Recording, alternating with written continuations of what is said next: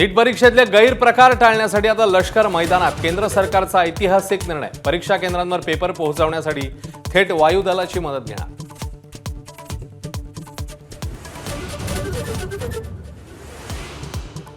आता आरपारची लढाई. जीव गेला तरी चालेल म्हणत मनोज जरांगेंचं पुन्हा आंदोलनास्त्र.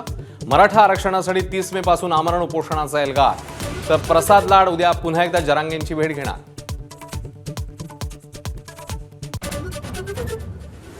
पेट्रोल डिझेल नंतर राज्यात सीएनजी दरवाढीचा चटका. पुण्यासह परिसरात 2.5 रुपयांची वाढ. संभाजीनगरात 2 रुपयांचा तर नाशिकमध्ये 1 रुपया 35 पैशांचा भुर्दंड.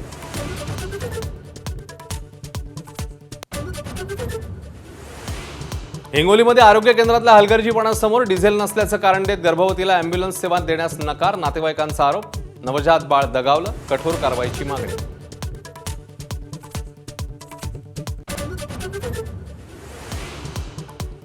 विदर्भासह नागपूरमध्ये उष्णतेची लाट कायम. 2 दिवसात 10 जणांचा मृत्यू झाल्याचा संशय. रेल्वे स्थानक परिसरातच 5 मृत्यूंची नोंद.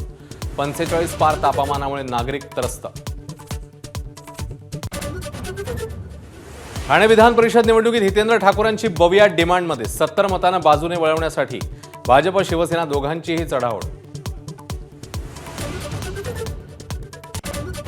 ईदच्या दिवशी कल्याणचा दुर्गाडी किल्ला परिसरात पुन्हा वाद. मनाई आदेशावरून शिवसैनिकांचं आंदोलन. कडेकोट बंदोबस्त तैनात.